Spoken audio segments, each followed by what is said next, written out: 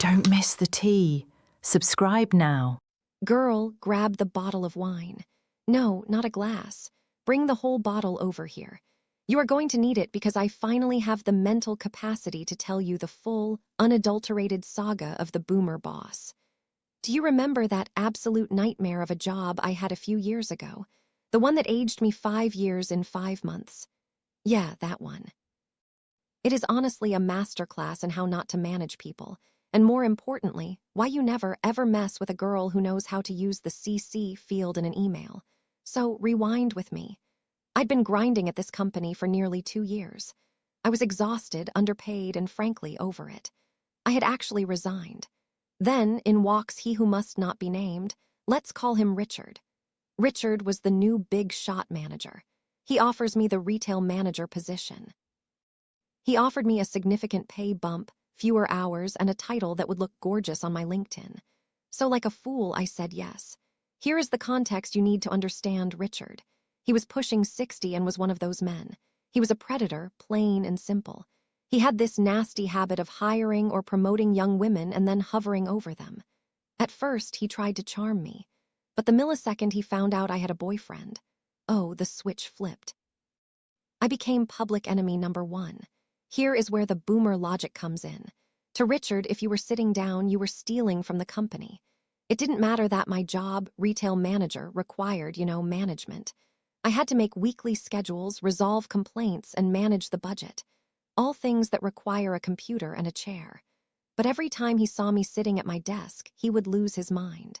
He'd stomp over and bark, "Why aren't you on the floor? If your feet aren't moving, you aren't working." Then he decided to turn up the heat. He unofficially appointed me as the quality control checker. He literally doubled my workload. I was drowning. But then after he screamed at me in front of the junior staff for sitting on my butt while I was answering a frantic email from the director, something in me snapped. I had a moment of clarity. I realized, okay, Richard, you want me on my feet. I'll be on my feet. You want to play games. Let's play. And that's when I devised a plan so petty, so risky, but so brilliant, it would either get me fired or make him regret the day he ever crossed me. I devised a plan. It was petty, it was risky, but it was brilliant. I decided I would give my boomer boss Richard exactly what he asked for. Malicious compliance, honey. I stopped sitting at my desk during work hours completely. If he walked by, I was standing, moving, carrying a box, looking like the busiest bee in the hive. But how did you do the schedules? You ask. Ah, that's the trick. I sacrificed my sanity for a week. I did all the scheduling, all the proposals, all the boring paperwork during my breaks. I sat in the break room or stayed late and I did all the computer work. But I didn't send the emails then. Oh no, that would be too easy. I used the schedule send feature. I set up all my emails to send out at random times during the day when I knew I would be visibly running around the floor. And here is the coup de grace. I CC'd everyone. I put the owner of the company, the operations director, and the HR lead on CC for every single report I sent to Richard. So the daily routine looked like this. I am running around the warehouse, sweating. Richard sees me and thinks, I broke her. He thinks he's winning because he never sees me at a computer. Meanwhile, his inbox and the owner's inbox is getting pinged. Ding. Weekly roster attached. Ding. Q3 sales proposal. Now, because Richard is a tech-illiterate boomer, he wasn't reading anything. He saw the emails come in and probably just deleted them. He was so focused on visually policing me that he ignored the digital trail I was blazing. I did this for 2 weeks. 2 weeks of hell. I waited. I was the spider, and he was the dumbest fly in existence. Finally, the trap sprung. I walked into work on a Monday, and Richard had this smug, ugly grin on his face. He walks up to me and says, "Leave your things, come to the conference room. We're having a meeting with the owner and the director." My heart did a little flutter, not gonna lie. I thought, okay, this is it.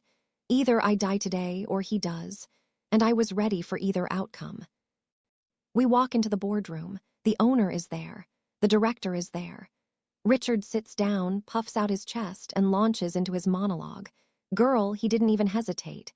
He went for the throat. "I've called this meeting because we have a serious performance issue," Richard says, gesturing to me like I'm a piece of trash.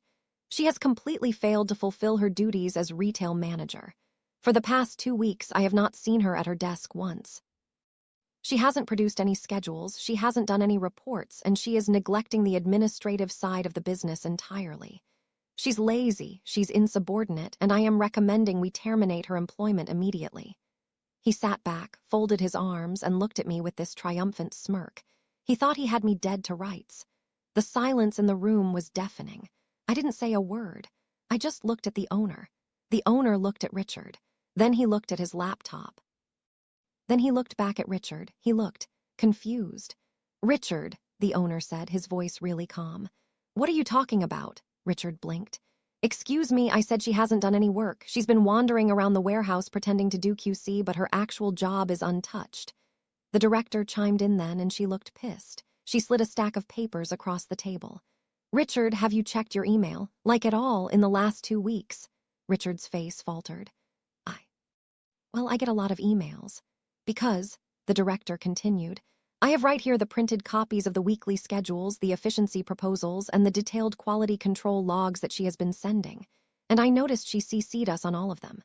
I watched the blood drain from Richard's face. It was beautiful. It was art. In fact, the owner added, I was actually very impressed with the proposal regarding the inventory layout you sent last Thursday.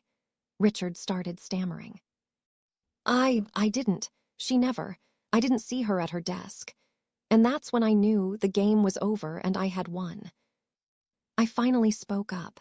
I put on my best, most innocent voice. Well, I said, looking straight at the owner, Richard made it very clear that he considers sitting at a desk to be lazy and that he wanted me to be on foot at all times. He also assigned me the full-time role of quality control on top of my management duties. So, to ensure I met his standards, I've been doing my management paperwork during my unpaid breaks and utilizing automated delivery systems so I could spend 100% of my paid hours on the floor, just like he asked. I didn't want to disappoint him. The room went ice cold. The owner turned to Richard slowly. You told the retail manager not to sit at her desk, and you assigned her manual labor duties that conflict with her contract without clearing it with us. Richard was gasping for air like a fish on a dock. I thought, productivity. And, the director cut in, you just dragged us into a meeting to fire your most productive employee because you admitted you don't read your own staff's reports. It was a slaughter. About an hour later, Richard walked out carrying a box. Security was escorting him. He was fired on the spot for incompetence and creating a hostile work environment. The owner called me back in, apologized profusely, and offered me a raise immediately to apologize for the quality control nonsense.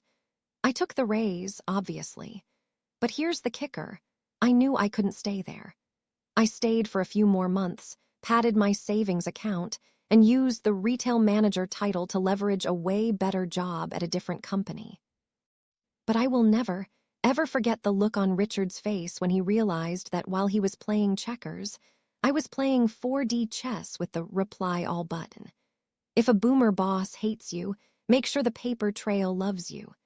Now, pour me another glass. My throat is dry from all this victory.